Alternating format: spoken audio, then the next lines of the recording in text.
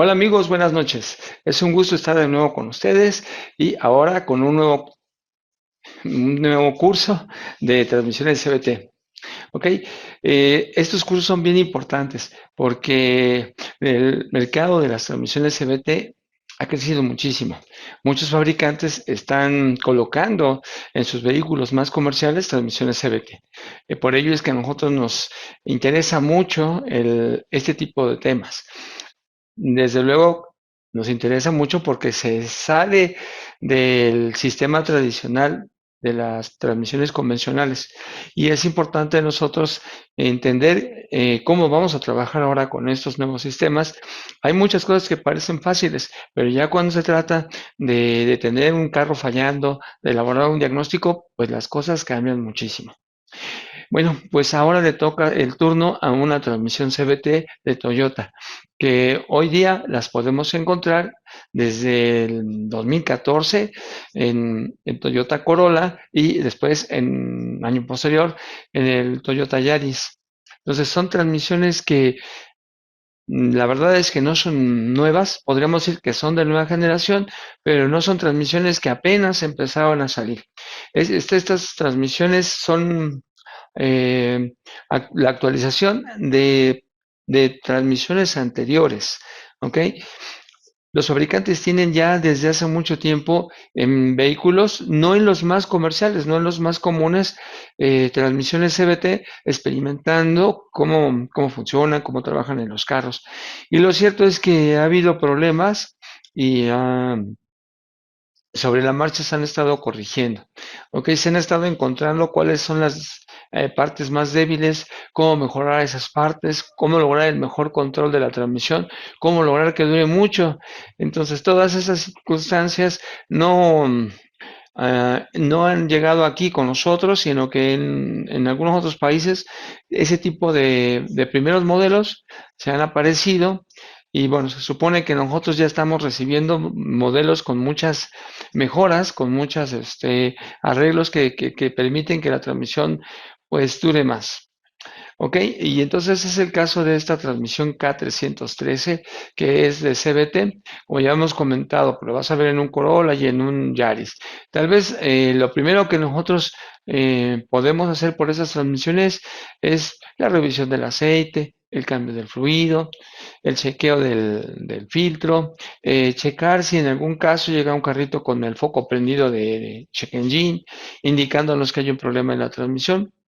Tal vez eso sea lo más común que nosotros podamos hasta ahorita saber, pero también es el caso que ya algunas cuando llegan ya vienen deterioradas y y pues a veces todos sabemos que las transmisiones CBT no son de esas transmisiones de que puedas encontrar todo tipo de refacción, todo tipo de pieza para poder arreglar una.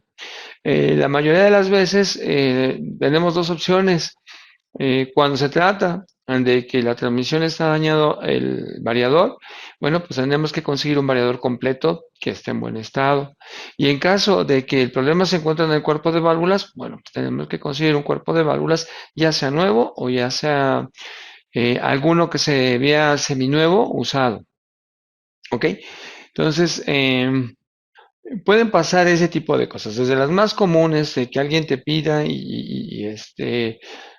tal vez quiera hacer el cambio de aceite de su transmisión porque, pues no sé, por prevención, muchas veces hay gente que tiene toda su vida carros y sabe que puede haber un mantenimiento y muchas veces se acercan con nosotros para saber de ello, saber cuándo a ese tipo de transmisiones se le debe hacer su cambio de aceite, su filtro, en fin, ese servicio básico. Pero muy importante de las transmisiones. Pues muchas veces se acercan y como ya en otras transmisiones ya no se encuentra una varilla, una bayoneta para medir el aceite, ¿no? Pues muchas veces ellos tienen esa duda, esa premura de, bueno, y ahora mi transmisión, ¿cómo voy a saber que el nivel es correcto? ¿Cómo voy a saber si estamos bien en esa parte? Y también quiero saber, cuándo le toca su cambio de aceite. Entonces, es lo más importante que luego llegan los clientes, sobre todo aquellos que tienen confianza con nosotros.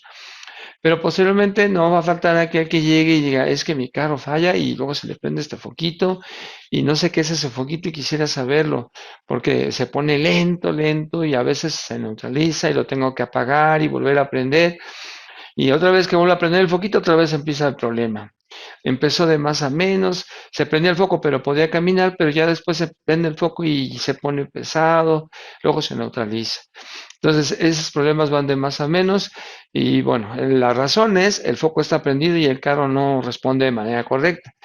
Pero algunos llegan en la grúa porque ya no caminaron más. El carro ya no caminó para adelante, ya no caminó para atrás y pues simplemente te lo traigo porque quiero que lo revises y no sé qué sea, pero pues algo tengo que hacer para que mi carro vuelva a caminar. Sí, son las causas más comunes que nosotros vamos a ver en este tipo de transmisiones. Tal vez para muchos es una transmisión CVT más, pues a lo mejor ya han tenido mucha experiencia con los Nissan, algunos también han tenido ya experiencia con Honda, pero ahora vamos a ver este CVT de Toyota. Tal vez algunos sea la primera vez que están viendo una transmisión CVT, pero que les interesa porque, pues de verdad que si algo están haciendo los fabricantes es tratar de colocar estos sistemas en vehículos más comerciales. Si hablamos del Corolla o del Yaris, son vehículos completamente comerciales en el mercado. Y ahora la sorpresa va a ser que cuando lleguen ya no van a venir con cajas de planetarios, que era lo que más común, pues sabíamos que venían con ese tipo de transmisiones y pues estábamos listos para hacer cualquier tipo de chequeos, reparaciones, etcétera. Pero por ahora sí vamos a quedar un poquito sorprendidos porque pues las cosas cambian, ¿ok? También es muy cierto que algunas, en general muchas transmisiones también llegan porque los baches, las cosas que luego nos encontramos en el camino, los motores y cajas a veces están un poquito bajitos y cuando pasamos piedras, baches, lo que sea, se pega el cárter. Y pues muchas veces el cárter se deforma y empieza a haber tiradero de aceite. Si el golpe es muy fuerte, bueno, ya hasta la misma caja se llega a romper el cuerpo de válvulas. Pero si el golpe no es tan fuerte, muchas veces el golpe recae en el cárter, lo deforma, lo perfora y no llega el golpe hasta el cuerpo de válvulas. A veces sí llega el golpe hasta el cuerpo de válvulas y pues también llegan esos carros con la necesidad de hacer algo. No, no fue la transmisión completamente la que se destruyó y los cárteres siempre es porque está muy bajita las cajas y pegan con algo.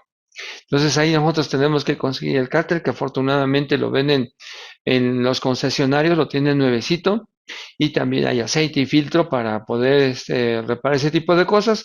Cuando se trata ya de un daño más fuerte, es decir, que el golpe no tan solo daña el cárter, sino que también afecta al cuerpo de válvulas, bueno, pues ahí es todavía un poquito más engorroso, porque los cuerpos de válvulas, pues también sí los hay nuevos, pero también el costo es un poquito elevado.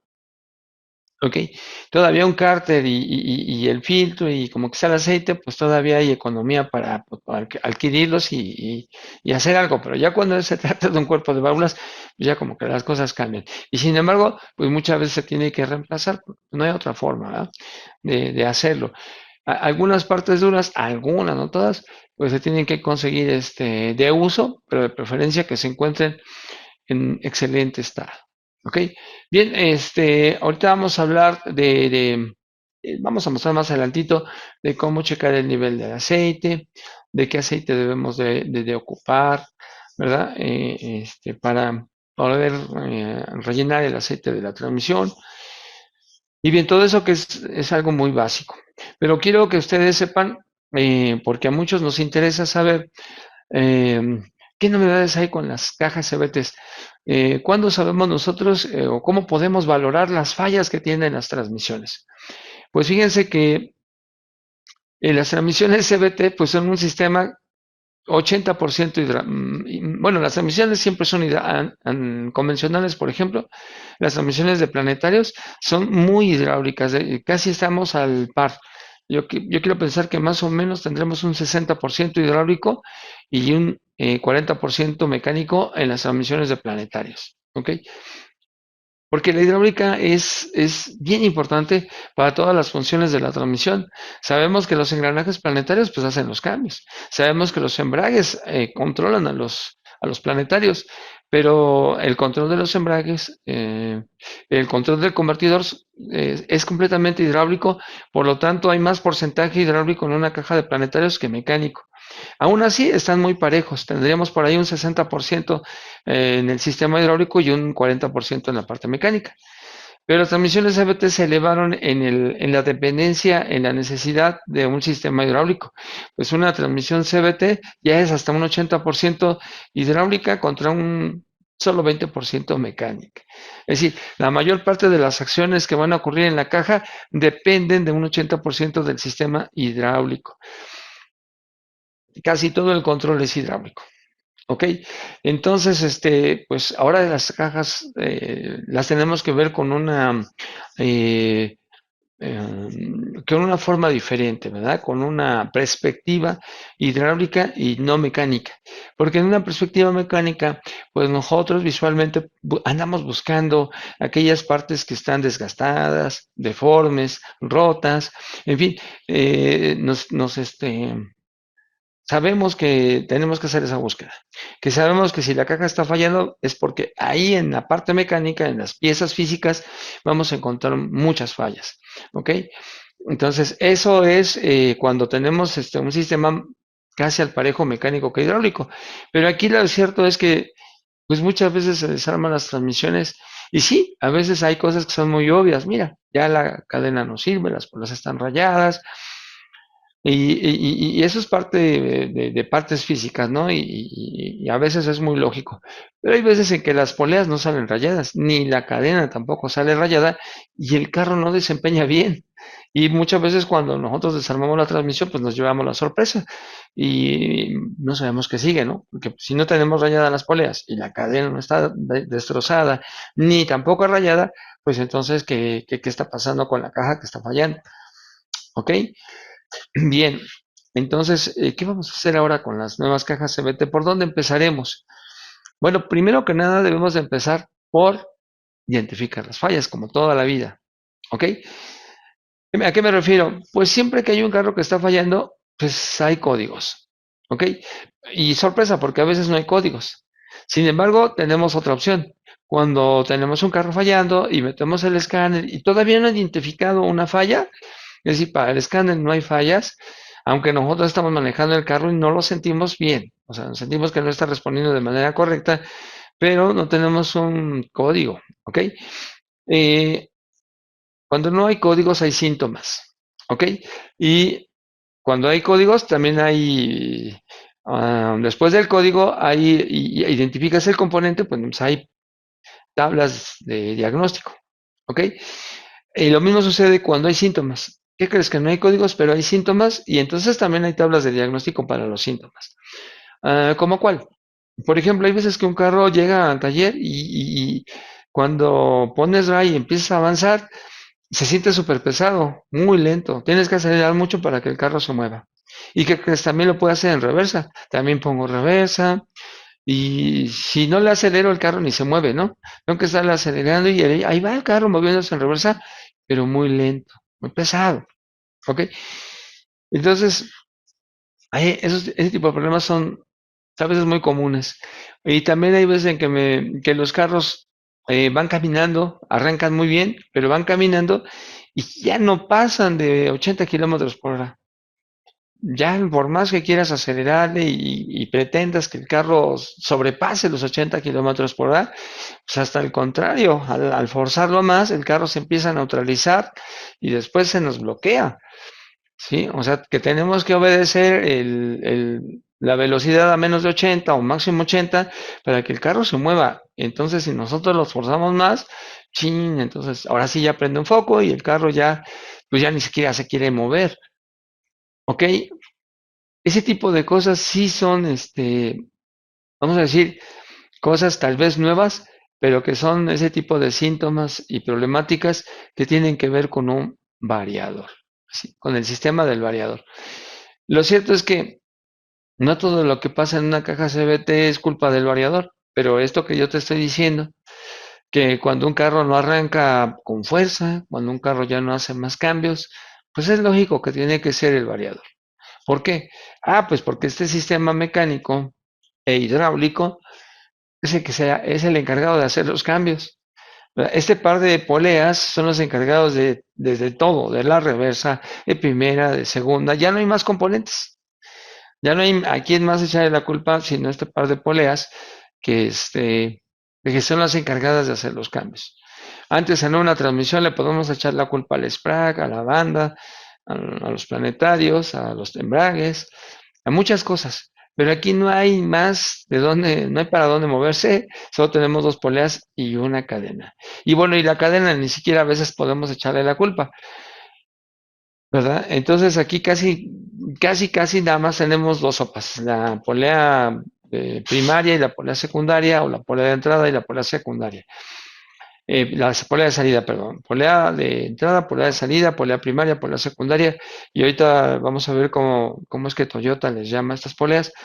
Pero ya no hay más hacia dónde movernos cuando se trata de cambios, cuando se trata de hacer cambios, cuando se trata de arrancar con fuerza y tenemos que arrancar en primera, cuando se trata de llegar a más de 150 kilómetros por hora con cambios y no llegamos, cuando se trata de todo lo que tiene que ver con los cambios, las poleas son las que pueden generar el problema, ¿ok?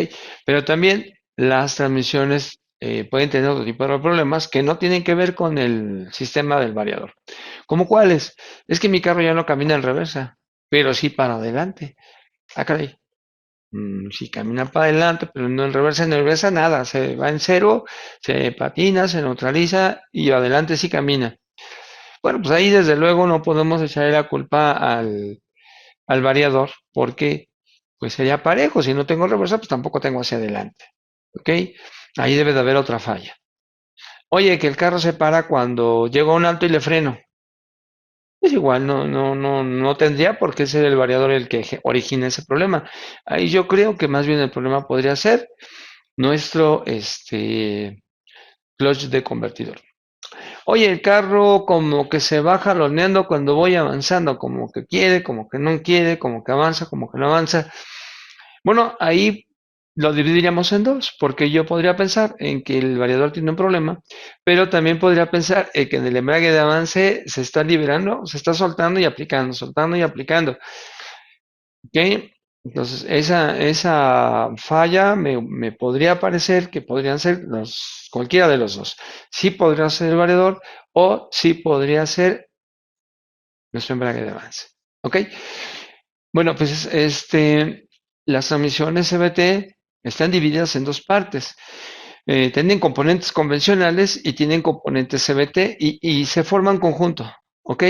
La transmisión CVT necesita los componentes convencionales, definitivamente los requiere. Y entonces el CVT es un complemento que se va a encargar de hacer los cambios, por eso forman un equipo entre los dos. ¿Cuáles son los componentes convencionales de una transmisión CVT? Bueno, primero que nada es el convertidor. Antes había transmisiones CVT que no lo usaban, pero hoy día tenemos al convertidor. ¿Ok? Ya les decía yo que las cajas que tenemos ahorita, pues no son nuevas, sino es el resultado de mejorar, de corregir problemas de otras transmisiones que ya se habían colocado en vehículos anteriormente. Algunas de esas transmisiones que se habían hecho anteriormente y probado en carros, por ejemplo, algunas no tenían ni convertidor. Y lo cierto es que los resultados no fueron los mejores.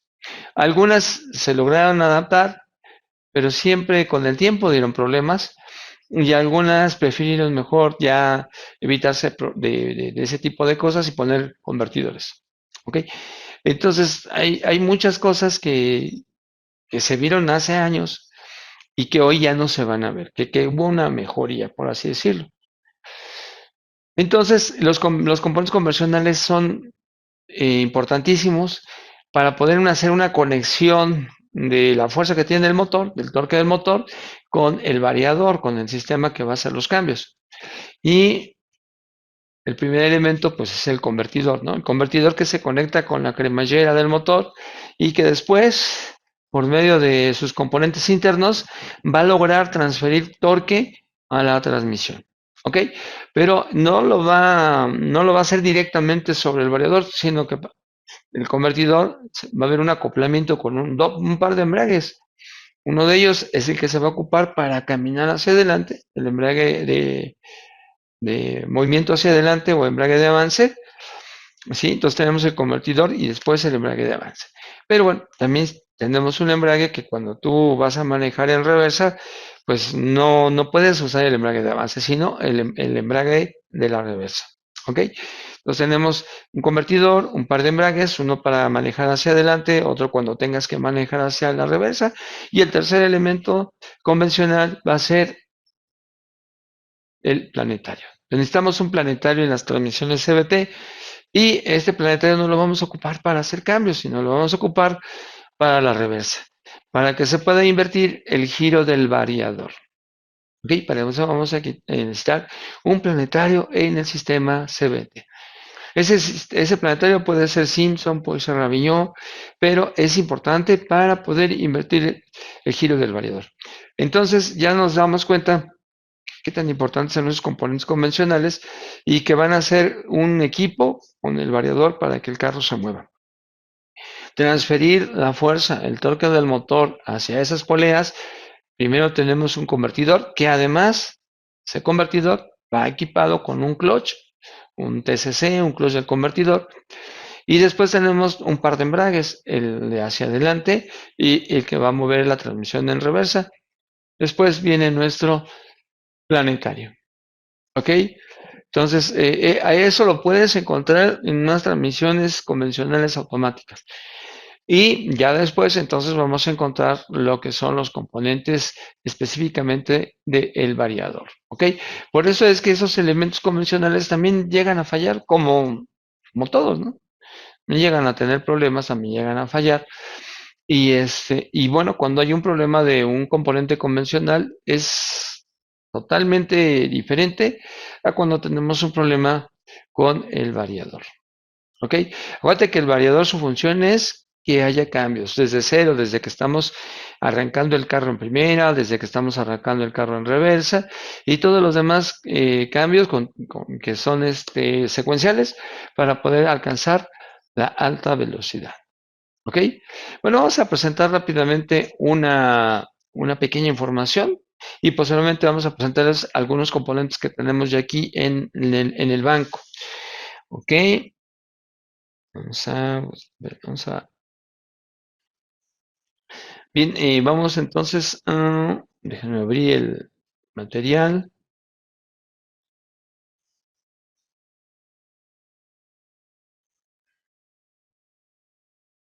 para poder verlo y entonces continuar. Mm, mm, mm. Es que hay algunas temáticas que luego no son tan, pues, fáciles de tratar y no todas las empresas abordan ese tipo de temáticas. A ver, pero lo cierto es que hay algunas empresas que sí están constantemente con las novedades, con los carros recientes, con los sistemas recientes. Vamos a ver ahorita una información que es de ATSG. ATSG sí es una empresa muy fuerte y que definitivamente aborda diferentes. Es que muchas veces ya nosotros no podemos decir, ¿qué crees que yo no arreglo cajas CVT? Como que llega el momento en que ya no podemos decirle a un cliente que no podemos hacerlo porque ya son tantas, tantas, tantas, tantas que perderíamos mucho nosotros si nosotros no recibimos esos carros. ¿Ok? Es difícil, no es fácil, pero tenemos que empezar a conocer, a practicar con cajas CBT para que no perdamos esa parte de mercado. Y van a ver ustedes que hay muchas cosas que son comunes en las diversas cajas CBT y obviamente también hay cosas que son muy específicas, como en todas las transmisiones. Hay muchas cosas que son comunes y algunas solo muy propias de cada una de ellas. Bueno, muy bien, entonces vamos a ver aquí algo relacionado con el aceite de estas K13, K313 de Toyota.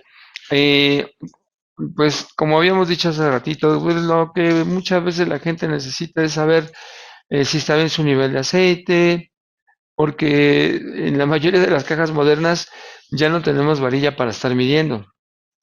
Miren, creo que a veces hay cosas buenas y malas, porque por ejemplo, hay veces en que cuando un carro llega a la gasolinera y tú les preguntas o te dicen, te checo el aceite, qué casualidad que siempre le hace falta. Ahí te están poniendo hasta 2 o 3 litros y resulta que después te das cuenta que ya está bien sobrepasado. Y además no sabes si el aceite que le están poniendo es el correcto. Entonces, por esa parte, el que no puedan echarle aceite es bueno, porque así no va a llegar a la gasolinería. Imagínate que le pongan un aceite X a una transmisión CVT, le podrían generar un daño. Entonces, qué bueno que no cualquiera y sabe cómo y por dónde agregar el aceite de la transmisión. Entonces, eso también quiere decir que para que el cliente sepa si la transmisión está bien, pues tiene que llevarlo a un taller de transmisiones que se vea de buena calidad, que sea competitivo, ¿ok? Y entonces, hay muchos clientes que nos tienen tanta confianza de tanto tiempo que ellos no saben si sabemos o no sabemos, pero ahí te dejan el carro. Pero hay personas que vienen de afuera de la calle que pues, ya te vieron a ti alguna vez tu negocio y les dio, no sé, algo de confianza de que tú les puedas revisar su carro y a lo mejor ahí van a estar, ¿eh? No se quieren ir, porque no te conocen y no se quieren ir, quiere que le expliques, que les digas si está bien de aceite la transmisión, ¿ok? Entonces, aquí tenemos en la transmisión un taponcito que es el que está acá arriba. Y también tenemos aquí algo para que ustedes lo vean. Ese lo vamos a quitar para poner agregar aceite, para agregar. Está muy a la mano. Hay otras opciones también para agregar el aceite, pero esa es una de ellas. ¿Ok? También en la tapa trasera hay un tornillo que también lo puedes quitar y echar aceite por ahí. O sea, hay dos opciones. Por eso aquí dice que es el tapón uno y bueno, vamos a contar con un tapón 2. Bien, y después, si tú quieres checar el nivel, tendrías que quitar. Aquí hay un tubito en el cárter y hay un tornillo. Entonces tú tienes que quitar el tornillo y cuando el aceite está a la altura del tubo es que está a su nivel. Pero aquí hay un detalle, que necesitas saber la temperatura del fluido. ¿Ok? Y para saber la temperatura del fluido, pues necesitamos un escáner. ¿Ok? Aquí nos dice que la temperatura, pues, más adecuada sería, o la temperatura adecuada estaría en un rango. Y ese rango sería entre 35 y 45 grados Celsius. Si estás en ese rango, por ejemplo, si tengo 38, si tengo 40, si tengo 43, todos de 35 a 45 es el mejor rango, es el rango correcto para que tú cheques el nivel. Si tú tienes menos de 35, pues mejor espérate tantito. Si tú tienes más de 45, pues no es correcto. ¿Ok? Normalmente cuando tú ya tienes esa temperatura entre 35 y 45, pues quiere decir que el carro ya se rodó, ya caminó, ya. Porque si tú tienes, no sé, vamos a suponer que tú tienes un carro en el taller y lo tienes, no llegó de afuera, sino lo tienes ahí y lo quieres arrancar y quieres que llegue a esa temperatura, bueno, también tendrías que hacer como una purga, es decir, también tendrías que poner el carro en reversa, ponerlo en drive, dejarlo cierto tiempo en cada posición. Pero si el carro viene de afuera, pues este ya viene rodando, ya no tienes que hacer una purga, por así decirlo, no tienes que estar seleccionando reversa drive. Solamente tienes que ver si está dentro de la temperatura correcta. Si estuviera un poco arriba de los 45 grados, pues podrías decirle que no sé, que tenga 55. Podrías decir que se espere tantito para que baje la temperatura del líquido y lo puedas medir. Y si está en 100, no, pues ahí de plano de que te lo dejen porque se va a tardar un buen en bajar la temperatura. Así les decía que si la temperatura estuviera, por ejemplo, a 20 grados, pues lo correcto sería mejor dar una vuelta para que se caliente el aceite y bueno, pues ya se pueda entender el rango de 35 a 45 grados, ¿ok? Porque eso es importante. Si no cumplimos con la temperatura, a lo mejor no sale el aceite. Y aún así estamos a buen nivel. Y si está muy caliente va a salir el aceite, aunque a la transmisión le haga falta. Por eso es que debemos estar muy, muy, muy dentro de este rango. Si queremos que nuestra medición sea correcta. ¿Ok? Vamos a necesitar el escáner para checar la temperatura de la transmisión, pero ojo, también si tenemos alguna herramienta para medir temperatura desde la parte externa, como a veces se hace con los convertidores, es decir, con un pirómetro, lo puedes apuntar hacia el cárter y también ahí estarías con una, pues, vamos a decir que sí es un más o menos, no es así como que 100% preciso, pero sí te da una idea. Por ejemplo, si uso un pirómetro, me gustaría estar a 40 grados. Así estaría entre 35 y 45, y si tengo un margen de error, pues no creo que quedaría cubierto. Entonces, esas serían las opciones para poder tener la temperatura adecuada, quitar el tornillito, ver si el aceite está a nivel del tubo, que el aceite salga y checar que el nivel es correcto. Pero ya les había dado también hace tiempo una recomendación, ¿ok? Una recomendación que es la siguiente. Pues muchas veces podemos nosotros agregar, no queremos agregar mucho porque la verdad es que el líquido luego es muy caro, pero ¿qué te parece si agregas un cuarto de aceite? Un cuarto de aceite, le agregas, ya tengo los 40 grados y le quiero echar ese cuarto de aceite. ¿Con qué finalidad? Bueno, es que mira, si yo quito el taponcito y el carro tiene el nivel correcto, yo pongo una charolita y voy a recuperar un cuarto de aceite. O tal vez recupere un poquito menos de un cuarto, pero voy a recuperar algo muy cercano a un cuarto de aceite. O también podría ser que recupere un poquitito más de un cuarto de aceite. Y siento que estaría todo bien. Siento que a mí me quedaría más claro que el líquido está a nivel correcto. Siento más seguridad que si solo nada más checo que haya gotitas y eso. Pues podemos hacer eso, podemos ponerle ahí un cuarto de aceite, si la temperatura es la correcta, quito el tornillo y debo de recuperar el tornillo, el aceite que yo le agregué de más. Pero si no le recupero nada, bueno, pues quiere decir que entonces le falta más que un cuarto de aceite y hay que ponerle un poco más hasta que empiece a tirar aceite. Y si tira más de un cuarto, bueno, pues quiere decir que está un poco pasado y pues lo único que tengo que hacer es, eh, cuando ya deje de tirar aceite, y ya me doy cuenta que sí recuperé, por ejemplo, medio litro y que sí, estaba un poquito pasado, ¿ok? A lo mejor, después de todo, a lo mejor le agrego un cuarto más, ¿ok? Pero yo ya estoy de acuerdo o ya estoy seguro que todos los escenarios, recuperé un poquito menos de un cuarto de aceite, el nivel es correcto. Recuperé un poquito más de un cuarto de aceite, también el nivel estaba correcto. No recuperé nada, le falta aceite. Recuperé más de medio litro, el carro tenía sobre lleno de aceite. ¿Ok? Para mí creo que sería una prueba, pues, como que más satisfactoria. ¿Ok? En todo caso, si hace falta aceite, pues lo agregamos por este tapón, pero hay una segunda opción que es en la tapa trasera. Déjenme ver si por acá la tenemos, sí. Esta es la tapa trasera y por acá arriba luego tenemos un tornillo que no veo, y que no lo veo, pero sí debe de haber uno. Es que luego hay un tornillo grande hexagonal que ahí también podríamos poner aceite y es válido. Es válido también poner por ahí aceite. Ahorita se los voy a mostrar acá tengo una tapa y por ahí creo que lo podemos ver. Creo que en esa tapa no se ve ese tapón. Pero sí lo hay, sí hay una tapita que nos permite por ahí agregar el fluido. Ok, aquí quiero aprovechar porque eh, como yo les decía que esta transmisión es muy hidráulica, nosotros debemos aprovechar todo lo que tenga que ver con la hidráulica. Todo lo que pueda haber. Por ejemplo, hay carros que a veces cuando tú pones dry, no aplican luego. Hay veces que se tardan un poquito. O hay, si no le aceleras, ni aplica. Hay unos que aplican muy fuerte. Y los que aplican normal, le pones y en un segundo ya aplicó suavecito. Pero hay unos que patean, hay unos que tardan en aplicar.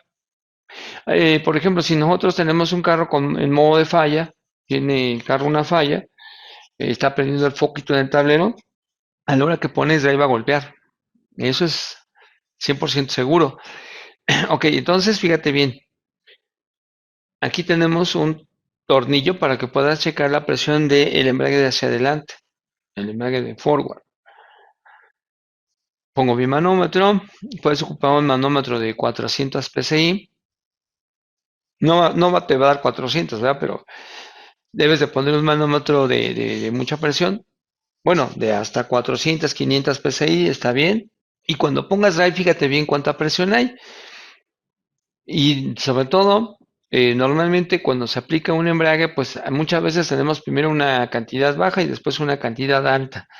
¿Ok? Cuando pones dry y la presión sube muchísimo, muy rápido, es seguro que te va a dar un golpe. Si la presión está por debajo de 100, todavía no va a aplicar hasta que pase arriba de 80, vas a sentir la aplicación. Entonces, tú aquí podrías ver por qué, por qué existe un golpeteo, por qué hay una tardanza en la aplicación, o puedes fijarte bien cuál es la presión en un embrague de avance normal, cuando el carro no está fallando. ¿Ok? Porque luego esto no nos gusta, ¿no? O sea, como que sentimos que, no, como que está muy sobrado andar haciendo esas tipos de pruebas, ¿no? Siempre hay tornillos de cajas que jamás en la vida nadie los ha quitado de la transmisión.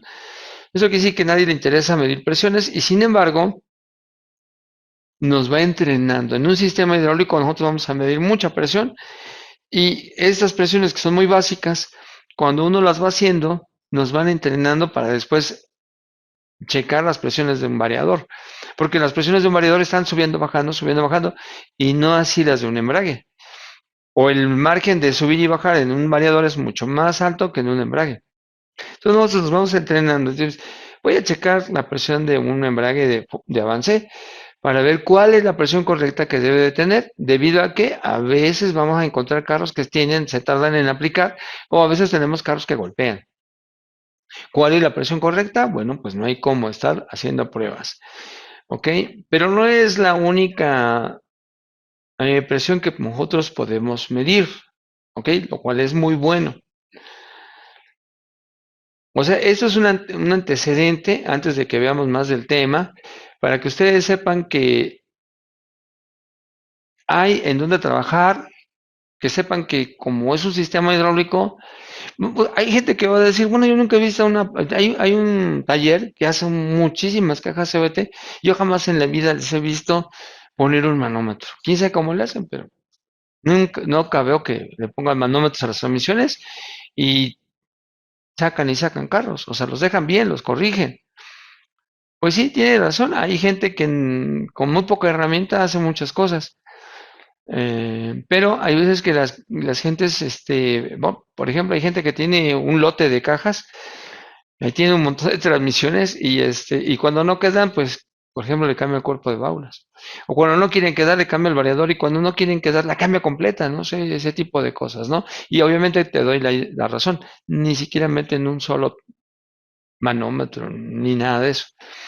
Pero bueno, es que ellos tienen ahí un montón de transmisiones que pueden hacer eso, que pueden cambiar cuerpo y todo eso, no es difícil para ellos.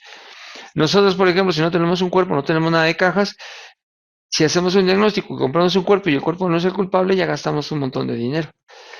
Y entonces el detalle es que entre prueba y prueba nos vamos a estar acabando el dinero que tenemos disponible para la reparación de un carro. Entonces nosotros sí tenemos que hacer pruebas, tenemos que tener más seguridad de lo que estamos haciendo, porque si no nos acabamos el presupuesto. Y el carro sigue igual fallando.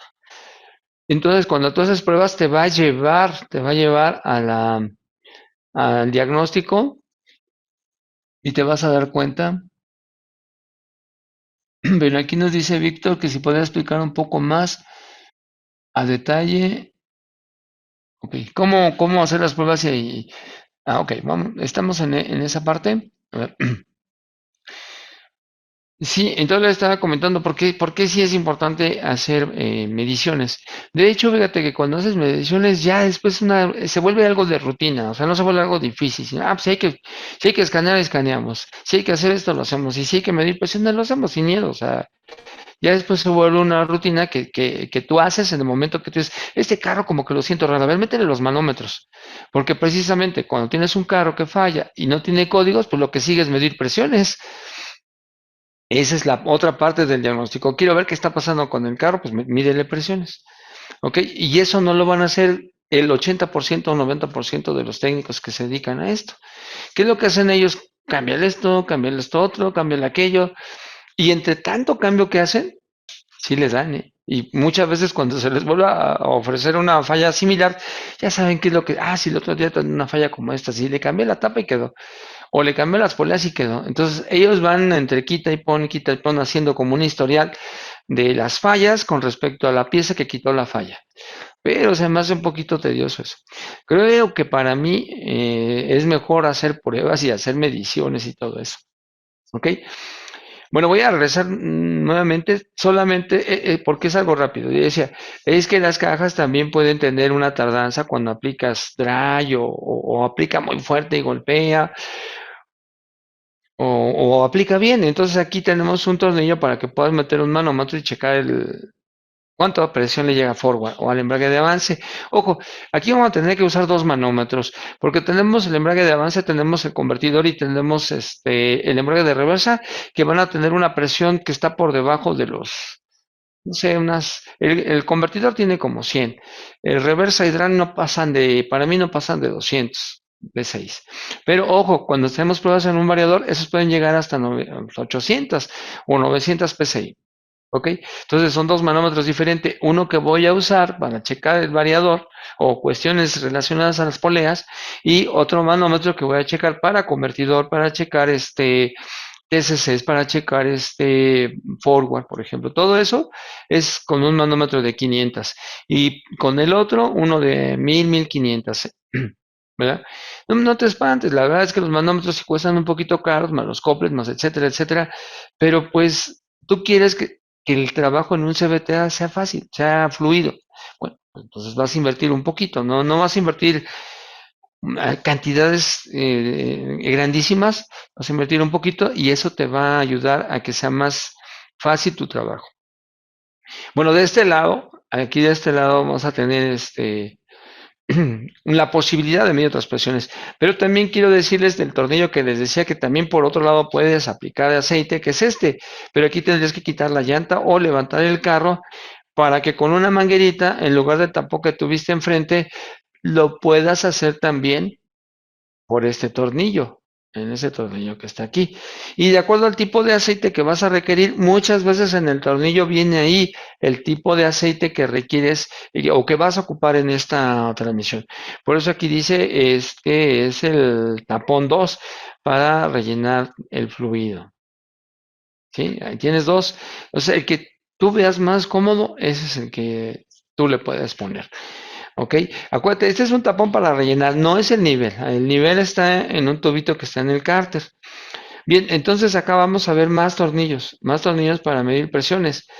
Ah, acá tenemos el sensor de presión que es solo para la polea secundaria, la polea de salida, nada más. Así aquí en la polea primaria puede tener una presión que es diferente a la secundaria y aquí solamente voy a medir la presión de la polea de salida. Tenemos en la misma tapa otros tornillos como para la presión de lubricación. También la presión de lubricación, pues no voy a usar un manómetro tan como el de las poleas. Aquí puedo usar el manómetro con el que medí la presión de forward. Tenemos aquí un tapón para checar la presión de la polea secundaria.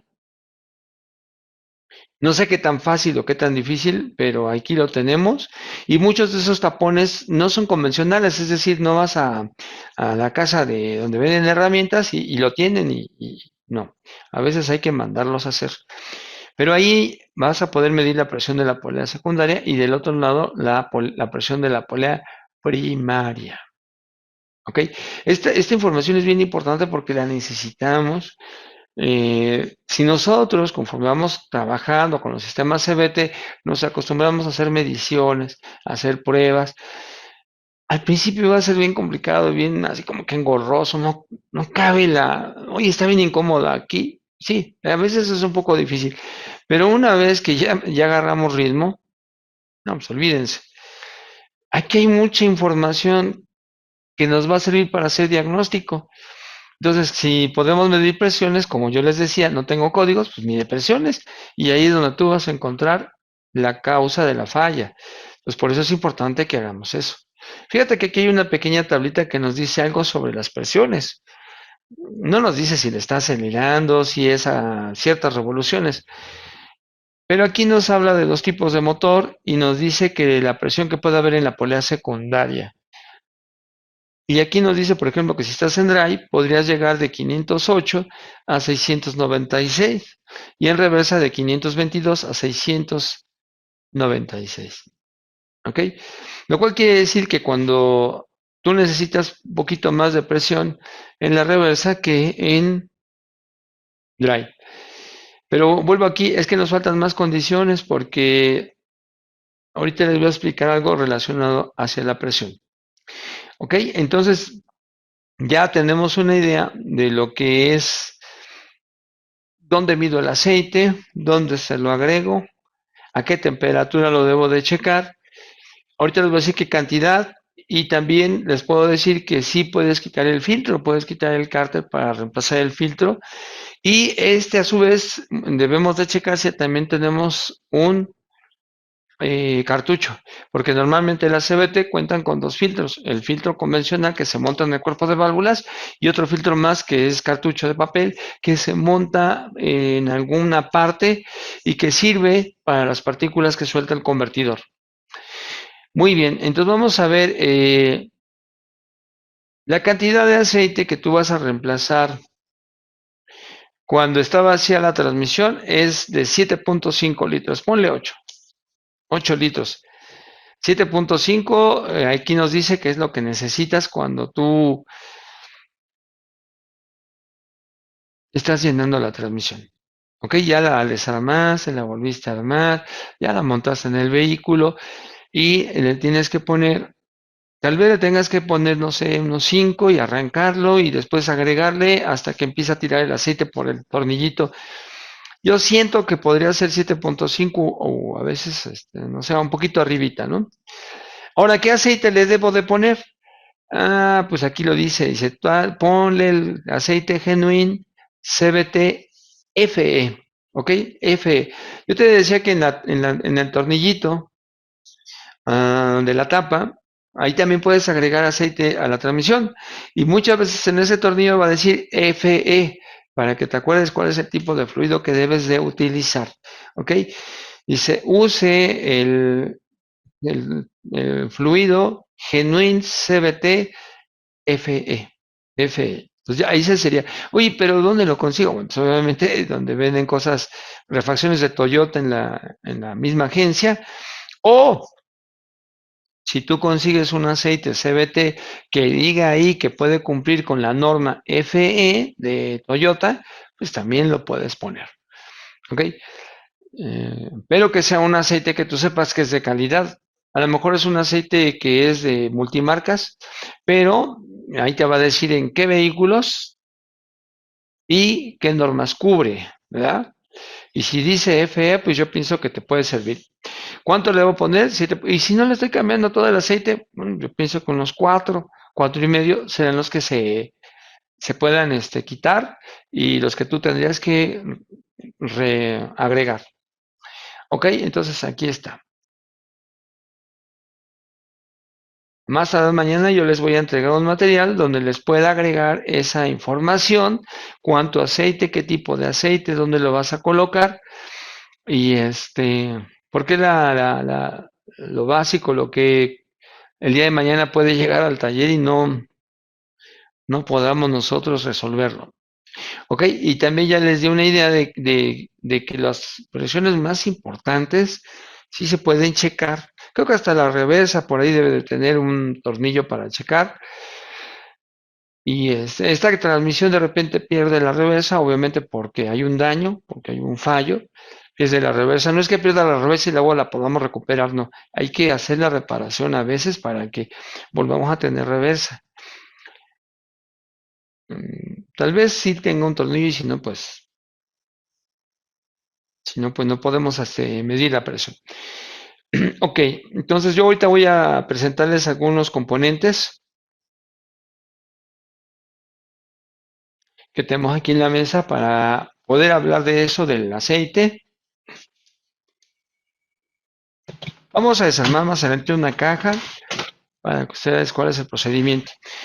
Eh, es que la tapa no tiene el tornillo. Bien, fíjense bien. El fabricante de esta transmisión es Aisin. Aquí les voy a mostrar algo que vimos en el Carter, digo en el House Hill, perdón. Donde tenemos las letras AW. Son las letras que vamos con las que se identifican. A ver si lo podemos enfocar un poquito más. Ahí está, AW. Entonces el fabricante es japonés y es Aisin. ¿Ok? De antemano, Aisin es el fabricante de transmisiones o es el que surte las transmisiones, desarrolla las transmisiones para Toyota. ¿Ok? Esta es una caja chiquita, pero las poleas no son tan pequeñitas. Más bien es como una transmisión mediana. Aquí en la parte frontal podemos observar el taponcito de plástico que vimos en la imagen.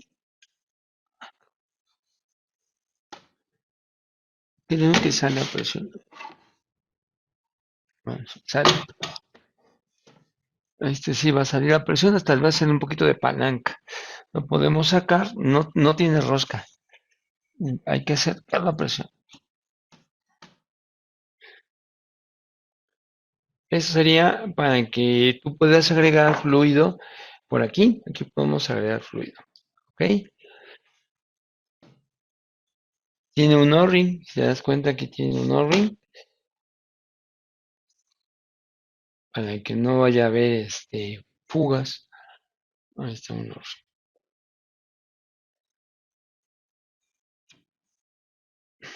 Pero también comentábamos que hay otra opción para que podamos agregar el fluido. Y acá hay un tornillo que ahorita no lo tiene. Es un tornillo que va aquí. Y ese tornillo lo podemos quitar y agregar aceite. Esta es la tapa trasera de la transmisión. Entonces esto se encuentra por donde tienes la llanta del lado izquierdo. Y ahí podrías ver este tampón. ¿Ok? Bueno, entonces allí podrías agregar también el fluido. Y fíjate que aquí tenemos los tornillos para las poleas, que serían este y este. A ver, esas tapas, voy a ver si con un... Es que hay unos tornillos que pueden ser también, eh, que por ahí también podamos hacer la medición. Voy a quitar. Aquí en la misma tapa,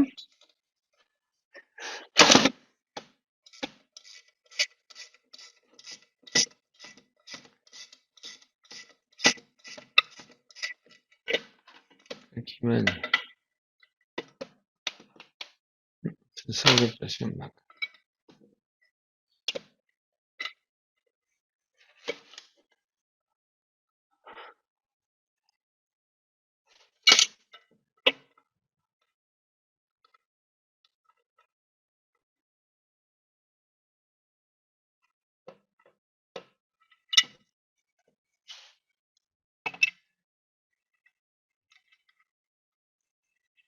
Entonces aquí va el sensor de presión. Bien, fíjate que aquí en la tapa también hay otro tornillo aquí, el que tenemos acá y el que tenemos acá. Ambos tornillos, tanto este como este, van al cárter, van hacia el interior. Tenemos uno y acá tenemos el otro. Entonces, si agregamos aceite por cualquiera de los dos, sin problema, estaríamos pudiendo agregar el aceite. Mira, acá está la tapa de nuevo, aquí va a haber uno y aquí va a haber el otro. Ok, pero acá tenemos dos tornillos grandes. Son estos dos, mira, estos dos tornillos grandes son para polea de entrada, polea de salida o polea primaria, polea secundaria. Y también estoy viendo que tenemos estos tornillos.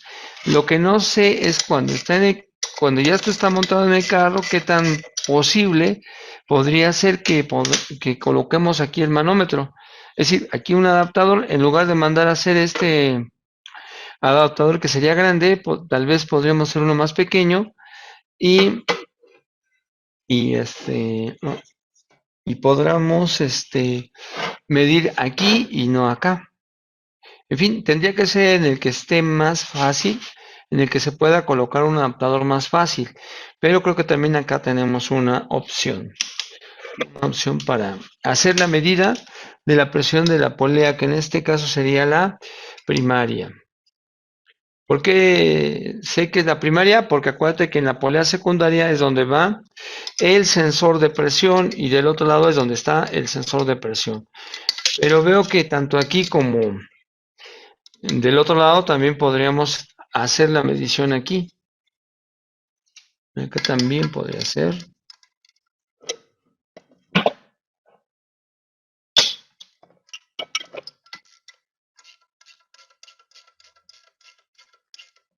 Porque estos orificios van exactamente hacia donde va el tornillo grande. Entonces quiere decir que sí hay una conexión y también tengo esta posibilidad de hacer mi adaptador y tendría que hacer con esta cuerda, mira. Esta cuerda es muy útil, esta se utiliza mucho también en las transmisiones de planetarios de ICIN. Ahí está. ¿Ok?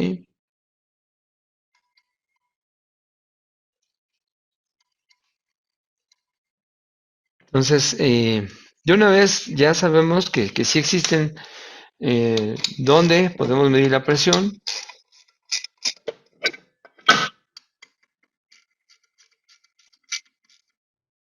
y aquí tenemos el sensor de presión que habíamos comentado, que es para la presión de la polea secundaria.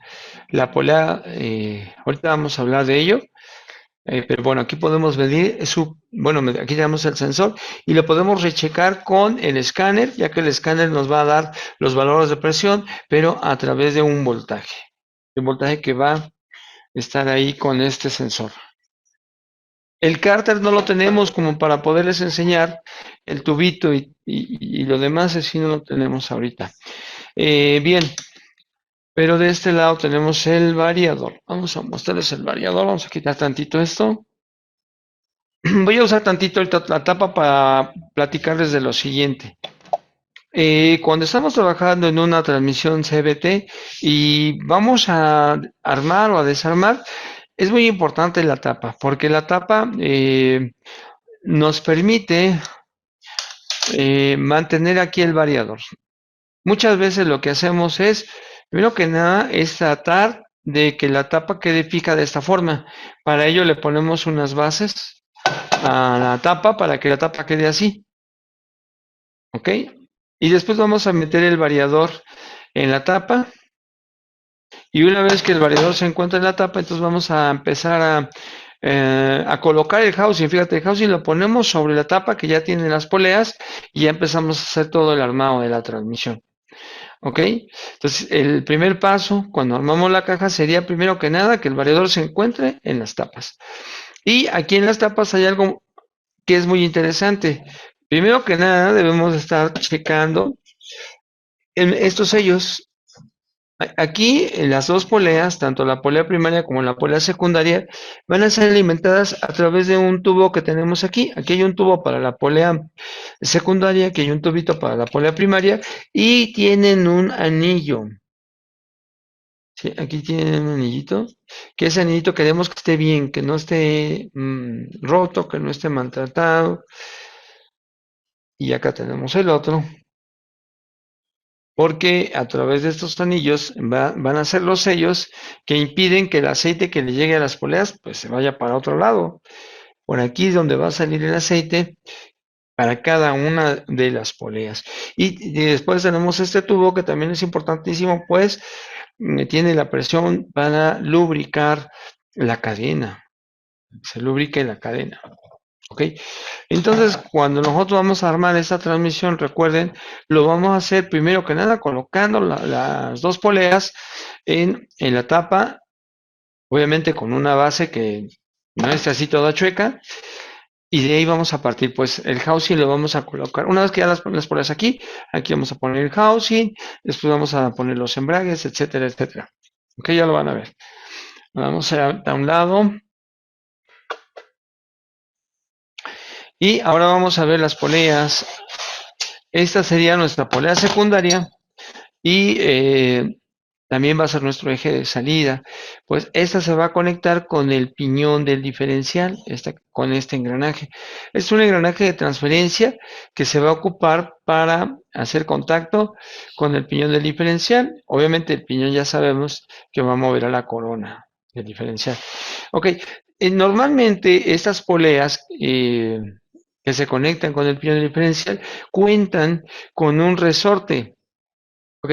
Ese resorte les ayuda a cerrar, sobre todo cuando no hay presión. Cuando no hay presión de aceite, porque cuando hay presión de aceite, bueno, pues el aceite se encarga de que cierre, pero si no hay, cuando no hay presión de aceite, pues cuando apagamos el carro, mientras no haya presión de aceite, porque el carro está apagado, ya no se genera presión en la bomba, entonces el resorte la va a ir cerrando y cerrando. Y si a lo mejor hasta estaba cerrada, pero el resorte va a ayudar a que se mantenga cerrada. ¿Ok? Entonces, cuando queremos poner la cadena sobre la polea o cuando queremos armar las poleas, es incómodo que esto esté cerrado. No está tan fácil que nosotros trabajemos en armar en un variador cuando esta polea está cerrada. Pero normalmente siempre la vamos a encontrar cerrada por medio de un resorte. E inclusive también cuando las desarmamos, pues tenemos que estar pues conscientes de que ya hay un resorte y que cuando lo que queremos desarmar la polea todavía comprimimos ese resorte y cuando se despega la tapa, entonces va a ser con mucha fuerza. ¿Ok? Bien, desde hace mucho tiempo estos sistemas de variador han sido mejorados. Los fabricantes han apostado porque estas poleas de acero y esta cadena de acero sea el modo adecuado para que se puedan hacer los cambios. Y obviamente, pues no, hasta ahorita no has hecho otra cosa. Se han mejorado los eslabones de las cadenas, el material de la cadena para que aguante más fuerza, más presión, pero hasta ahorita los variadores siguen siendo con conos de acero y con eslabones y cadena de acero. ¿Ok? Hasta ahorita ha sido el mejor medio para que trabajen y se hagan los cambios con estos variadores. Entonces, esta polea la vamos a identificar de la polea secundaria porque se conecta con el diferencial y es nuestra polea de salida. ¿Ok? Es la polea que siempre vamos a encontrar que está cerrada. Y siempre tiene un engrane, ese engrane pues obviamente entra a presión y pues esta polea va a tener aquí una tuerca, después acá va a tener un valero. Estos ejes se apoyan sobre valeros, no sobre bujes, sobre valeros y valeros muy fuertes. Normalmente tenemos una tuerca y a veces esta tuerca que tenemos aquí puede ser izquierda, es decir que si nosotros le queremos quitar y le damos hacia la izquierda, lo único que estamos haciendo es apretarla y la tenemos que hacer hacia la derecha, como si la estuviéramos apretando para que pueda salir. Ok, entonces estas poleas están compuestas por dos conos, uno que es un cono fijo, que es parte del eje, que es parte del eje de la polea, y tenemos un eje que es variable, es decir, que se mueve hacia afuera y hacia arriba y hacia abajo, ¿no? Este se mueve. Ahora, este cono no se va a mover por sí solo, sino se mueve por la presión del aceite que le llega. Ya quedamos que la presión que alimenta a esta polea, que es la secundaria, va a ser a través de esta parte. Podríamos decir que es la parte trasera de la polea, o o la parte baja de la polea. Acá también tenemos una tuerca, pero esta tuerca no necesitamos quitarla a menos de que tengamos que reemplazar un rodamiento. Si este suena mucho, si este está desgastado, tendríamos que quitar esta tuerca para poder sacar el valero o rodamiento. ¿Ok? De lo contrario, pues no es necesario. Bien, aquí también en donde trabajan los anillos, pues tenemos que checar el área para ver si no hay desgaste. Aquí vamos a encontrar la parte donde asientan los anillos y nos interesa saber que no vayamos a encontrar ahí un desgaste provocado por los mismos anillos, por ejemplo. Si eso está bien, bueno, no tenemos nada de qué preocuparnos. Muy bien, entonces ahora vamos a hablar de la polea de entrada. La polea de entrada tiene varias características que la hacen diferente pues a la polea. Esta es la polea primaria o de entrada y es diferente a la polea secundaria. Aquí podemos ver que esta tiene sus dos valeros. Esta parte va hacia el frente. Aquí va a haber una conexión con el planetario, me parece. Pero aquí hay una conexión con los componentes convencionales. Aquí tenemos un valero. Y del otro lado vamos a encontrar también otro rodamiento, otro valero. Recuerden que las poleas tienen dos conos, pues este que tenemos aquí es el cono fijo y este sería el cono variable o flotante, se mueve para abajo, para arriba. Y acá tenemos el segundo rodamiento valero. También estas tuercas, esta la tenemos que quitar para poder desarmar la polea.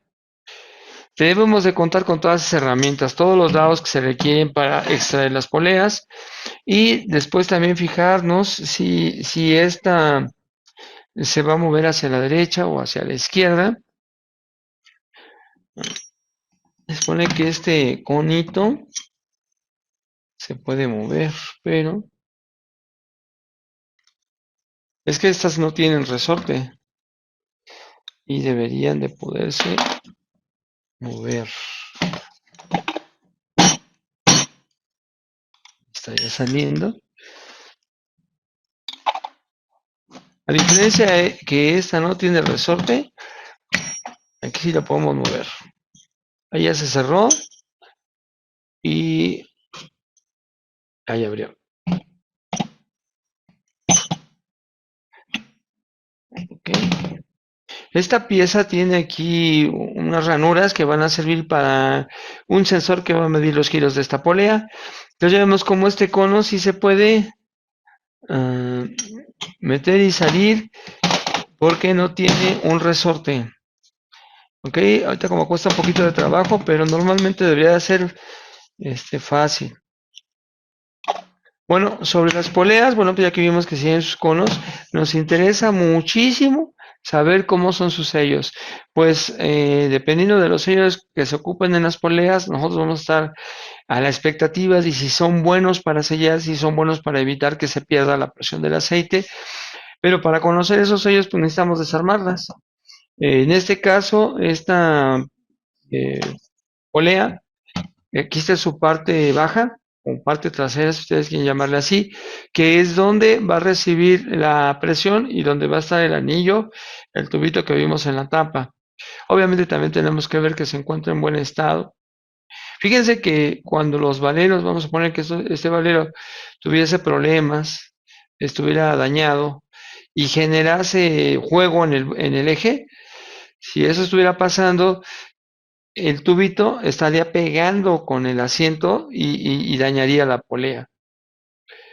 Sí, por eso es importante que esos valeros se encuentren muy bien. Ok, entonces nosotros tenemos que quitar la tuerca, quitar el valero para poder desarmar esta polea. Revisar su anillo, su segmento, que se encuentra en buen estado. Entonces, esta la vamos a armar, pero en la parte de atrás. Es que las poleas tienen muchas cosas que van en sentido contrario. Ahorita vamos a hablar de ellas. Y por ejemplo, si yo quiero que desarmar esta otra polea, pues también tengo que quitar la tuerca, tengo que quitar el engranaje, es para eso necesito un extractor, y después poner aquí una herramienta para poder abrir la polea. ¿Ok? Pero esta no la estamos desarmando por la parte de atrás, sino por la parte de adelante. ¿Ok? Entonces ahí Quiere decir que el cono que tengo yo, que se mueve, viene de adelante hacia atrás, mientras que el de la otra polea, el cono que se mueve, que sube y baja, está al revés, ese viene de abajo hacia arriba, ¿ok? Es que estas características se las digo para que ustedes vayan viendo cómo siempre hay una relación entre poleas que vienen en sentido opuesto, ¿ok? Entonces, aquí esta va a ir subiendo para cerrar y aquí esta polea va a ir bajando para cerrar. Eh, Otro punto, la área hidráulica, esta área hidráulica, donde va a trabajar la presión de la polea secundaria, es más pequeña que el área hidráulica de la polea primaria. ¿Sí? Aquí podemos ver toda esta área, es de un tamaño muchísimo más grande, un diámetro más grande.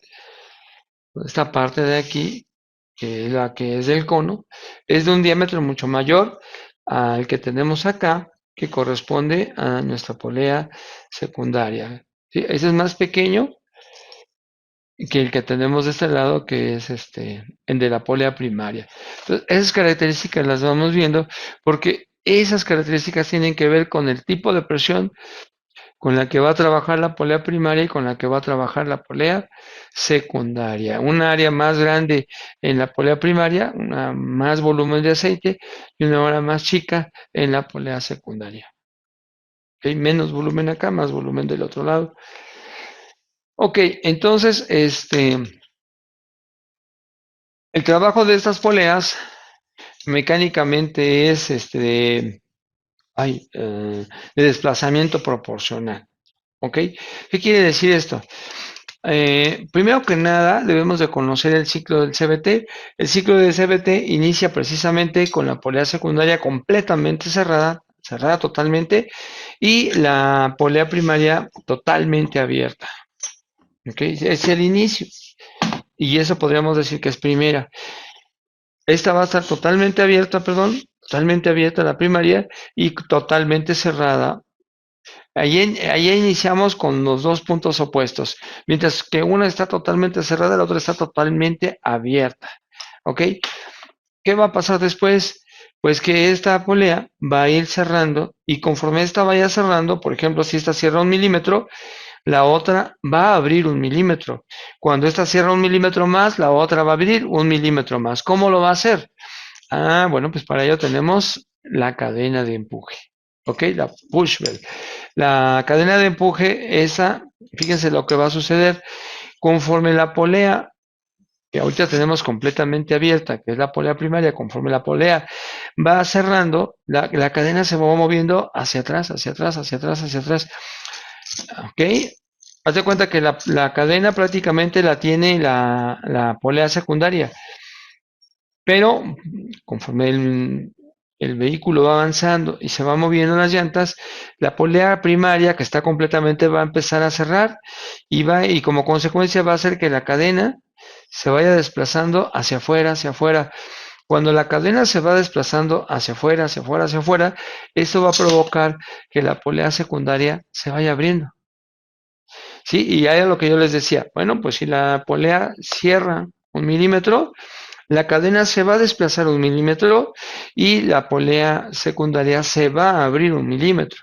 Y así va a ser después. Si se vuelve a abrir o si se vuelve a cerrar otro milímetro, la cadena se va a volver a recorrer otro 1 milímetro y la polea secundaria se va a abrir otro milímetro continuamente hasta que la polea primaria cierre completamente y la polea secundaria abre completamente. ¿Ok? Y la cadena cambia de estar en el diámetro externo de la polea secundaria a estar en el diámetro interno de la polea secundaria y estar en el diámetro externo de la polea primaria. ¿Ok? Entonces, cuando yo les decía, estamos con dos poleas que muchas cosas las van a hacer en sentido opuesto. ¿Ok? Es cosa nada más de observarlos y fijarnos que, por ejemplo, el cono de la polea primaria sube, mientras que el cono de la polea ah, secundaria baja. ¿Ok? Bien, ¿cómo es que se logra esto? ¿Cómo es que se logra que la cadena se mueva? ¿Cómo es que se logra que haya cambios?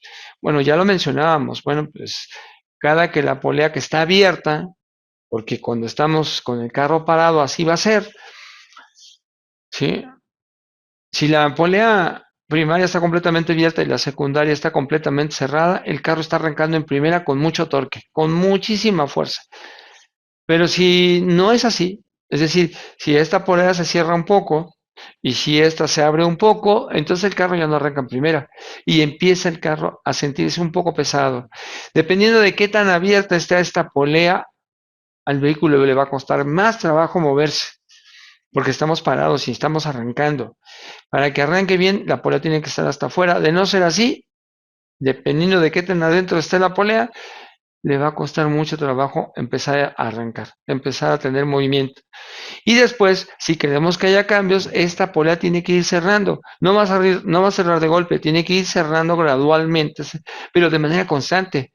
Es decir, no me cierro y ahí me quedo. No, no me cierro y ahí me quedo. No, es cerrar, cerrar, cerrar, cerrar, cerrar, cerrar, hasta cerrar totalmente.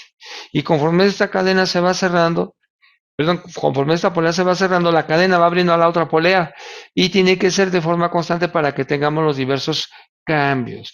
Para que esta cierre necesita una presión.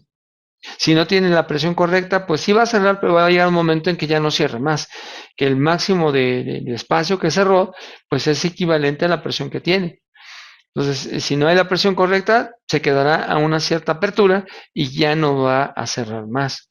Si todo está bien, vamos a tener la presión correcta y va a ir cerrando, cerrando hasta llegar completamente cerrada. ¿Ok? Y la otra va a quedar completamente abierta. Bueno, pues para que cada polea tenga la presión adecuada, obviamente se necesitan un montón de cálculos, ¿no? Se necesita estar rastreando las RPM de cada una de ellas. ¿Sí? Se necesita estar rastreando si el acelerador está fijo, si el acelerador está muy arriba, si está en medio, si está muy abajo, porque entre más aceleración tengas, más presión vas a requerir, pero solo en el principio, ¿ok? Solo en el arranque vamos a requerir de mucha presión, de una presión que puede ser de 700 psi, por ejemplo. Y si estamos arrancando con esa presión, todo va a funcionar de manera bien y correcta, ¿ok?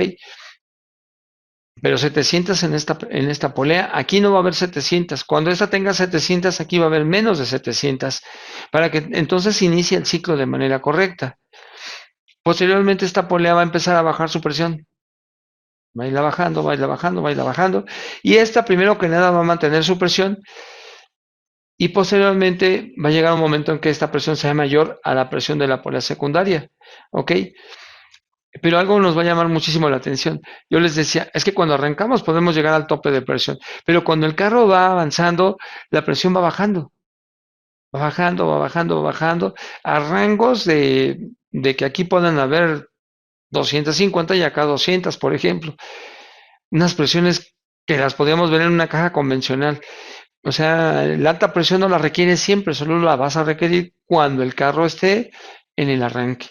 Y posteriormente la presión de esta se va a ir bajando, esta se va a mantener, pero va a llegar un momento en que esta sea mayor con respecto a la otra. ¿Ok? Eso de las presiones es algo muy especial porque además de que tiene que cumplir bajo ciertas condiciones, además el cambio es demasiado rápido. ¿Sí? Imagínate que esta, como yo te decía, la polar tiene que hacer los cambios y tiene que cerrar, cerrar, cerrar. Nunca se queda fija. Es decir, no cierro, me espero, no. Eso lo hace solamente cuando tú manejas una transmisión de forma CVT, pero como si fuera manual. Tú le pones primera, segunda, tercera, cuarta, quinta, sexta, y la polea va cerrando, pero conforme tú le vas moviendo a la palanca, se queda en una presión fija. Cuando estamos hablando de que se está moviendo en drive, nunca se detiene, siempre empieza cierra, cierra, cierra, cierra, cierra, cierra, cierra, hasta llegar al 100% de quedar cerrada. ¿Ok? Y eso lo hace muy rápido. Lo hace, vamos a decir que el último cambio de la CBT lo hace rapidísimo, no requiere de una distancia muy amplia. ¿Ok? Necesita una distancia pues, relativamente corta para poder llegar a su último cambio, estas poleas de CBT. Entonces, como yo les comentaba, Las dos poleas son de acero y la cadena también, y el fabricante ha decidido que es la mejor forma de lograr que se realicen todos los cambios en un variador. ¿Ok? Y ahorita les voy a presentar algunos componentes convencionales. Como comentábamos hace ratito, ¿no? Pues la cadena y las poleas es lo que el fabricante decide que van a seguir usando para poder hacer los diferentes cambios y nada más eso. O sea, no tenemos más elementos más que esos dos. También les comentábamos que eh, este sistema es más una sincronía de presiones que el estar intercambiando elementos o componentes. ¿Ok? Esa sincronía de presiones debe ser muy perfecta para que tú cuando manejas un carro lo sientas súper bien.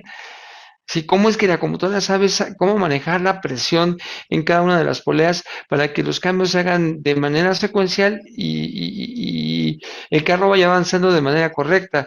Eso es pura hidráulica. ¿Ok? Para poder lograr todo eso. Es cambiar componentes mecánicos por una sincronía de presión. Muy bien.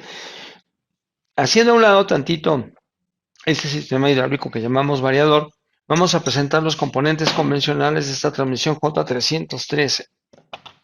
Miren, este es el tambor que o el embrague, que va a conectarse con la turbina para transferir el movimiento hacia adentro de la transmisión.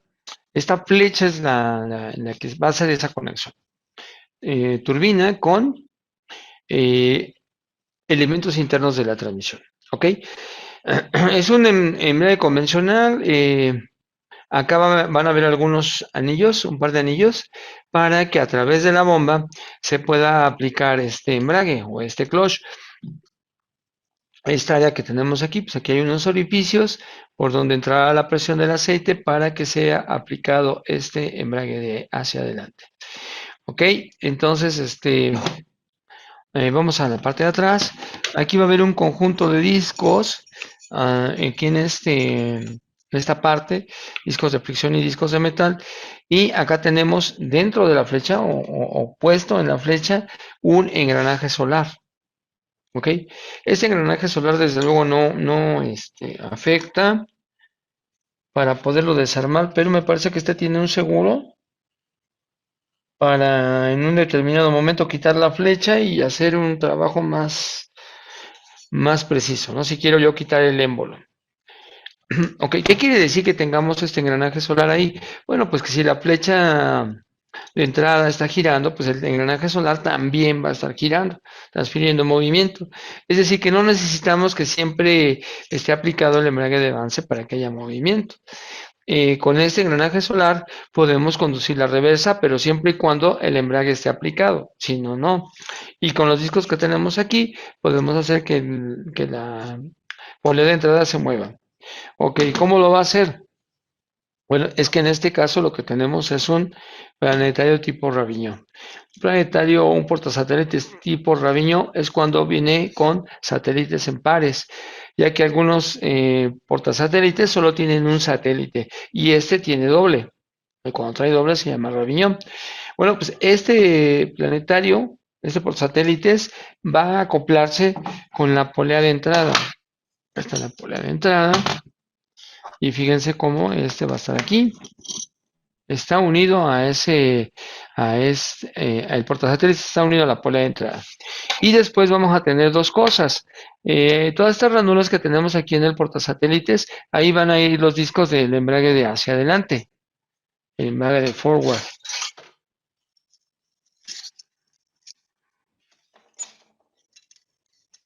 Aquí vamos a tener tres discos y los dientes que van a entrar perfectamente aquí. Pues cuando se aplica forward, este va a mover a la polea de manera pues prácticamente directa, ¿no? No tanto por los engranes, sino por la unión que hay entre la polea y el cuerpo del portasatélites. Pero para la reversa es algo diferente. Para la reversa vamos a ocupar otros discos que van a estar aquí y que van a estar en el housing. ¿Ok?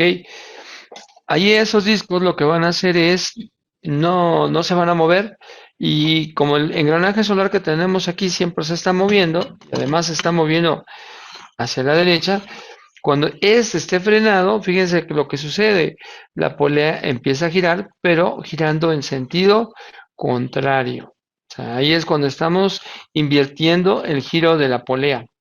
Si no estuviéramos sosteniendo eso, bueno, pues a lo mejor con el engranaje solar y el clutch aplicado, haríamos que la polea se mueva en el mismo sentido. Es lo que sucede cuando estamos hacia adelante.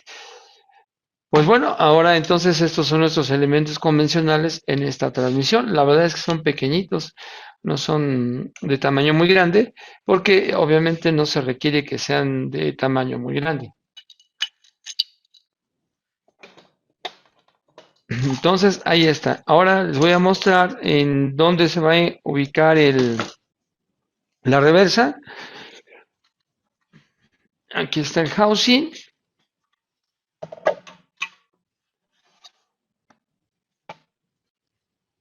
Y aquí en la parte interna vamos a encontrar un émbolo. Aquí va a estar el émbolo de la reversa. Ok, entonces cuando se esté trabajando en reversa se tiene que aplicar o se va a aplicar ese componente. Bien.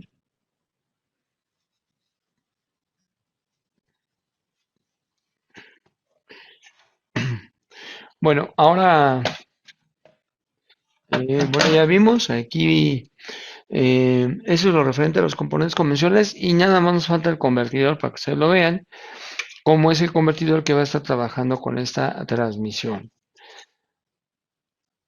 K313. Ok, voy a mover tantito esto para acá. Entonces, lo que debe de suceder aquí está controlado por la presión hidráulica y la presión hidráulica tenemos dos elementos que son la clave. Número uno, la bomba. La bomba que va a estar generando el caudal necesario para que el cuerpo de válvulas genere la presión. Y como ya habíamos hablado, es que la polea secundaria necesita una presión tan alta como 700 o 800 para que pueda arrancar y el carro se sienta como si estuviera en primera. ¿Quién le va a suministrar esa presión? Bueno, primero que nada debe de haber alguien que genere la presión y en este caso va a ser la bomba que al estar rotando y generando su caudal va a transferir el fluido hacia el cuerpo de válvulas y es el cuerpo de válvulas el que va a ocupar ese caudal para generar la presión que se requiere. Bien, el tipo de bomba que vamos a tener es de unos engranajes. Estos engranajes son los que se van a ocupar por la bomba. Normalmente estamos viendo más común que cuando tenemos un CVT, la bomba sea de rotor con paletas. Pero en este caso, como en algunas cajas de Honda, lo que se hace es tener engranajes. En este tipo tenemos una tipo gerotor o con lóbulos. Los engranajes no tienen media luna y van a estar colocados en esta cavidad que nos dice que vamos a tener dos secciones hidráulicas, dos salidas hidráulicas. ¿Ok? Aquí en esta cavidad de la bomba. ¿Ok? Entonces aquí se va a generar el caudal, está yendo el aceite del cárter y mandándose al cuerpo de válvulas. Pero el cuerpo de válvulas va a hacer varias tareas. La primera que va a hacer es generar la presión adecuada y correcta para que trabajen las poleas. Sin que nos olvidemos de que no son los únicos elementos que van a ocupar la hidráulica de la transmisión. Sí es la parte de la hidráulica que va a ocupar presiones más altas, pero cuando estamos manejando el carro también están trabajando el convertidor y también están trabajando los embragues. Así es que debemos de tener componentes que se encarguen específicamente de suministrar la presión hacia las poleas y componentes que se encarguen de suministrar presión hacia los embragues de reversa, hacia el convertidor, hacia el embrague de avance, hacia la lubricación. ¿Ok? Entonces es un sistema que se va a dividir en dos. Una parte que va a trabajar con mucha presión y una parte que va a trabajar con menor presión. ¿Por qué? Porque los embragues no trabajan con 500 o con 400, no, ellos ocupan menos presión y el convertidor ni se diga, también es un elemento que trabaja con menor presión. Entonces, primero que nada, el corazón lo tenemos aquí en la bomba, que en este caso no es rotor con paletas. Después tenemos el cuerpo de válvulas que les vamos a presentar más adelantito, con su conjunto de solenoides, ¿ok? Siempre en los cuerpos de válvulas vamos a encontrar los elementos eh, que van a encargarse de una y de otra cosa. Los solenoides que se van a encargar de hacer los arreglos para que haya presión en poleas y los solenoides que van a hacer la presión correcta para la aplicación de los cloches e inclusive para el convertidor. Sin olvidarnos que en ese sistema también nuestro convertidor tiene un clutch y que es el del TCC, que será aplicado bajo algunas circunstancias. ¿Ok? Bueno, pues aquí ya tenemos un resumen de lo que es esta K313, en donde nosotros vamos a ver cómo es que se pueden desarmar estas poleas, cómo es que se tiene que armar esta transmisión de una manera fluida, de una manera pues que vamos a ir haciéndolo de una manera controlada y hasta cierto punto rápido. ¿Ok? Bueno, no digamos rápido, sino de una forma constante, ¿no? Es que a veces decir rápido, a veces como que, no sé, como que se siente como que si vamos carreritas, pero no, aquí lo que nos interesa es armar las cosas bien y que no requiere mucho tiempo para poderse armar. ¿Ok? Vamos a atender dudas y comentarios que vayan teniendo, que nos hagan saber a través del chat para poderlos responder. Entonces, si ahorita alguien tiene algún comentario o duda, esto viene siendo como una clase introductoria, pero si ustedes tienen alguna duda o comentario, lo podemos resolver en este momento.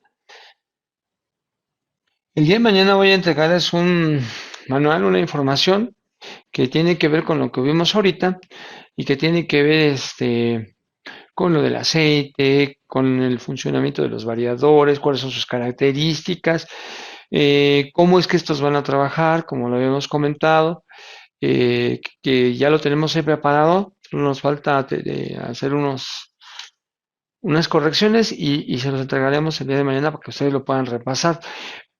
Independientemente de lo que nosotros hacemos y les entregamos, también vamos a tener tenemos un poco de información que les vamos también a compartir, como la que vieron ustedes de ATCG y algunas otras que tenemos relacionadas a esta caja, porque también ahí hemos investigado algunos boletines que han salido. Muy bien. Aquí nos dice Víctor Valena, ¿cuántos cambios tiene una CVT?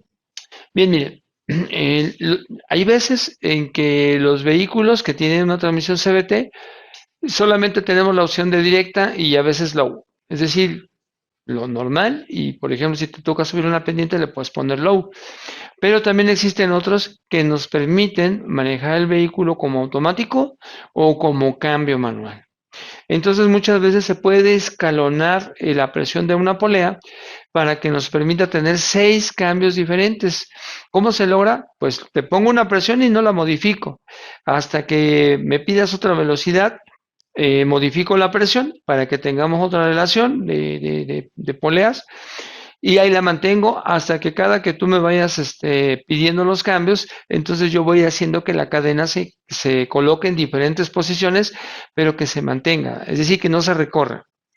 Porque cuando estamos manejando en drive, la cadena no se detiene, se va recorriendo, tal vez lento o tal vez muy rápido, dependiendo cómo se esté manejando el vehículo, pero no se detiene, es decir, solo se detiene cuando estás manejando tipo cambio manual.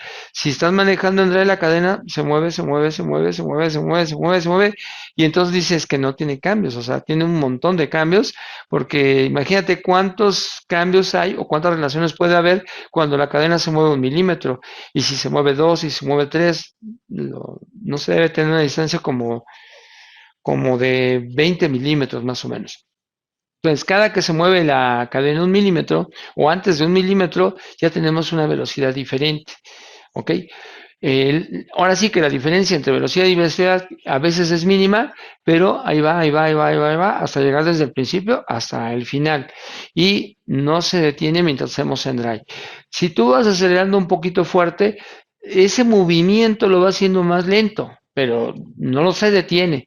Si tú vas manejando muy despacito, ese movimiento es muy rápido. Cuando menos te das cuenta, ya está en el último cambio sin detenerse. Y cambian las cosas cuando tenemos la posibilidad, la facilidad de que puedas controlar los cambios con la palanca. ¿Qué es lo que sucede? Pues lo que sucede es que se van a congelar las presiones. Un ejemplo, tendríamos en baja, haz de cuenta que la polea tiene 700 contra 450, después baja de 700 a 600 contra no variamos, las 450 siguen. Y así vamos a ir cambiando una presión, pero manteniendo la constante para que entonces la cadena se mantenga en diferentes posiciones como si estuviéramos trabajando en una caja con cambios manuales. Eso es lo que puede pasar. Y más o menos andará por ahí de seis cambios. Ah, después, Gustavo nos dice, las poleas al tener diámetros distintos, también diferencia, no. Los diámetros prácticamente son iguales, es decir, el diámetro de una polea con respecto a la otra es igual. Lo que cambia es la cavidad hidráulica. Sí, la cavidad hidráulica sí cambia. Es decir, hay más volumen de aceite en la polea primaria que en la polea secundaria, pero los diámetros de los conos, en teoría, deben de ser los mismos, con una pequeña variante mínima, pero prácticamente deberían de ser los mismos diámetros. ¿Ok? Lo que hace que tengamos diferentes relaciones es la posición de la cadena en los conos, pero en teoría deben tener el mismo diámetro. Y lo que sí es diferente es el área hidráulica. Tenemos mucho más grande el área hidráulica en la polea primaria y un poquito más pequeña en la polea secundaria. Y es que eso tiene una estrategia. La estrategia es que nos permita que conforme se va bajando la presión en la polea secundaria, sin que de momento variemos tanto la presión en la polea primaria, esta polea se vaya abriendo y la otra se vaya cerrando. ¿Ok? Conforme vamos perdiendo presión en la polea secundaria, a veces sin que haya una alteración en la polea primaria, esta solita empieza a cerrar, a cerrar, a cerrar, conforme se vaya perdiendo la presión en la polea secundaria. ¿Cómo podemos saber en qué velocidad va? Es que, mira, existen solo tres relaciones importantes en las poleas. Le llaman submultiplicación, le llaman directa y le llaman superdirecta. O sea, esos tres puntos en una CBT. ¿Qué es una submultiplicación? Es cuando tenemos una polea secundaria más cerrada y más abierta a la polea primaria. Después vamos a tener una directa, es decir, cuando las dos poleas tienen la misma apertura. ¿Ok? Una submultiplicación es cuando la polea primaria está más abierta que la secundaria. Y después tenemos la directa y después tenemos la supermarcha, que es cuando la polea primaria está totalmente cerrada y la secundaria totalmente abierta. ¿Y por qué le llaman superdirecta? Porque con la mitad de giro de la polea de entrada, la polea de salida ya da una vuelta. Con la mitad, con el 50% que gire la polea de entrada, la polea de secundaria ya dio una vuelta. Es decir, que cuando la polea de entrada da una vuelta, la polea secundaria da dos. Eso solamente lo vamos a ver en un sistema CBT. ¿Ok? Pero no tenemos, la única forma que nosotros podamos ver las relaciones es viendo la relación que hay entre las revoluciones de entrada contra las revoluciones de salida. ¿Ok? En un principio las revoluciones de entrada van a ser muchas con respecto a la salida, pero poco a poco se van emparejando hasta que son la misma. Es cuando estamos en directa y después vamos ganando más revoluciones en la polea de salida con respecto a la entrada. ¿Ok? Eso es lo que lo vamos a ir viendo, monitoreando. Tal vez si tú graficas ambas revoluciones, quiero graficar las revoluciones de la polea de entrada con las revoluciones de la polea de salida, ahí nos vamos dando cuenta cómo se van modificando las relaciones y como si estuviéramos haciendo muchos cambios. O sea, no se quedan fijas así planas, ¿no? Sino que van moviéndose y esa curva que van dando nos da una idea de los cambios que llevan. Antes de que estén uno a uno, tendremos las submultiplicaciones. Cuando ya estamos uno y pasamos a esta parte, entonces ya tenemos las sobremarchas.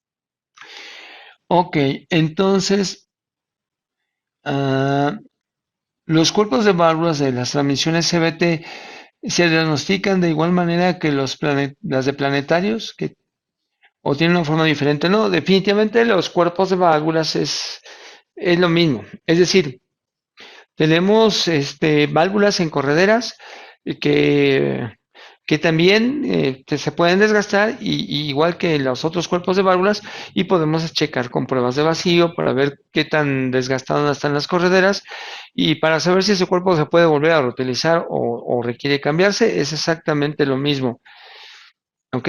Lo que sí siempre debemos de identificar, oye, ¿cuáles son las válvulas que van a trabajar para la polea primaria? ¿Cuáles son las válvulas que van a trabajar para los cloches? ¿Cuáles son las válvulas que van a trabajar para el convertidor? ¿Cuáles son las válvulas de la otra polea? Eso sí lo tenemos que identificar, así como los diferentes solenoides.